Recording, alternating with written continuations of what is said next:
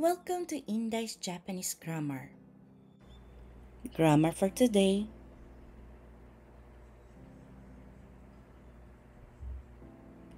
Level N3. Ang pangatlo po natin na grammar is wake ga nai. Get ready lang po, meaning po. Ano po? Hai. Wake ga nai.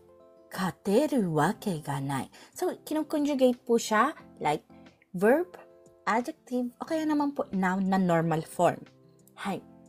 O kaya naman po na adjective, drop down da. Palitan po ng na. At noun, drop down da. Palitan po na no. Hai. So, kanina po sa wake da at wake de wa nai ga, wala po ito at wala po yung adjective. Ngayon po, meron na po pati po adjective at noun po. Ano po?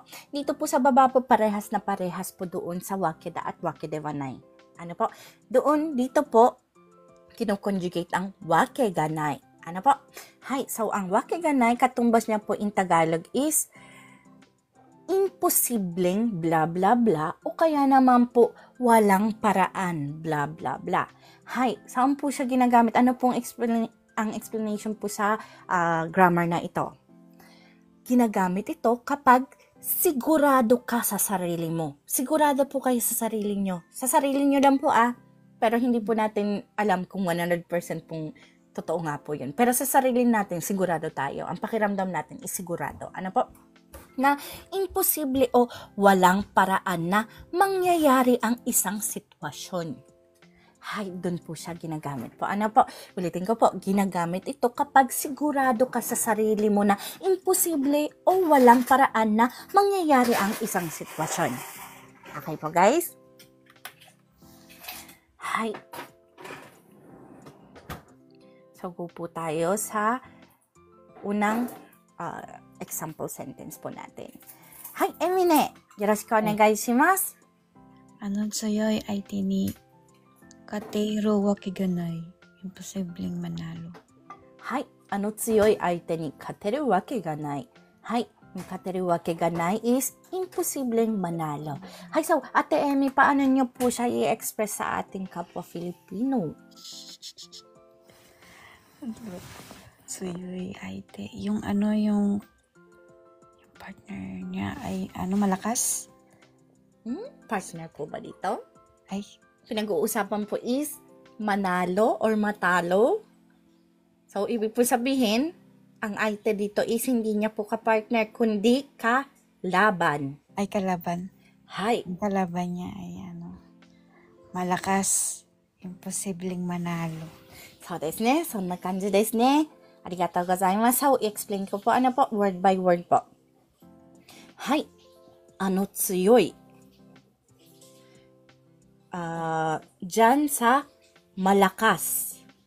相手にnakalaban. 勝てる manalo. わけがない imposibleng. Ano po? So, pag pinagdikit-dikit po ang salitang ito, magiging imposibleng manalo dyan sa malakas na kalaban. 強い相手に勝てるわけがない. Hi. Ganyan po siya. Ano po?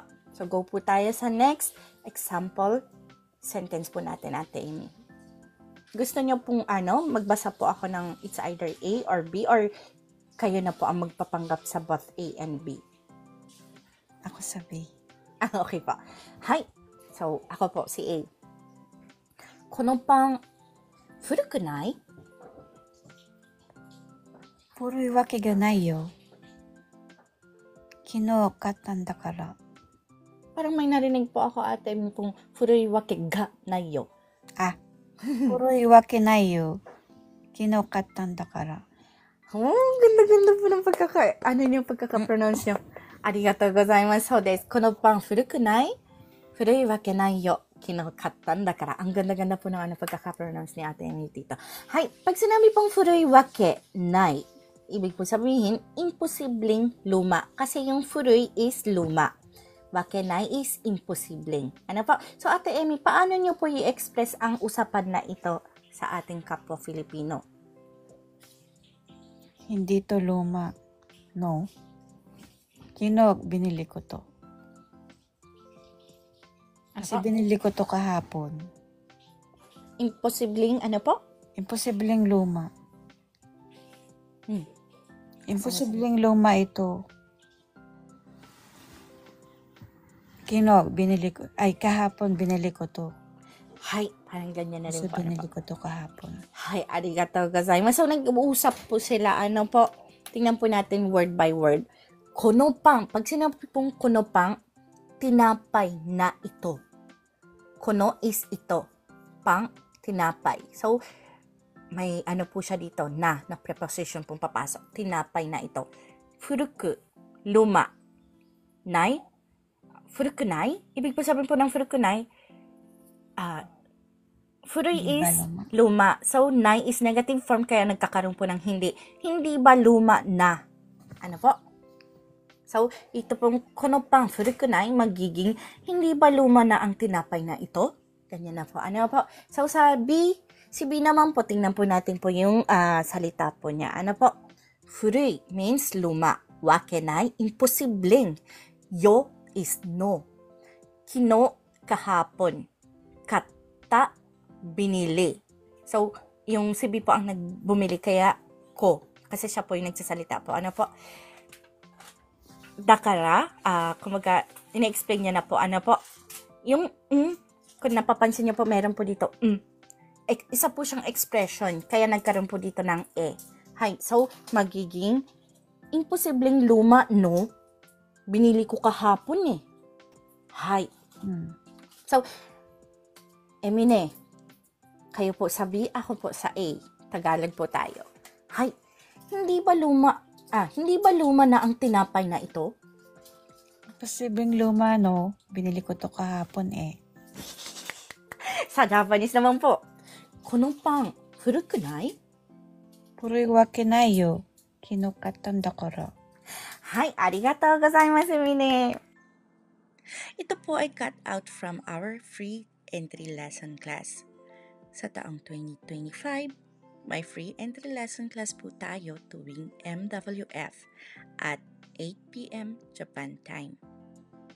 Minsan, may extra class po tayo ng Saturday. At kapag meron, ay aking ina-announce ng umaga ng Sabado. Para po sa gustong sumali, please follow me and stalk me sa araw na aking nabanggit. Thank you for watching and please continue supporting me, follow me, and share my videos for more contents. Maraming salamat po. Hanggang sa muli.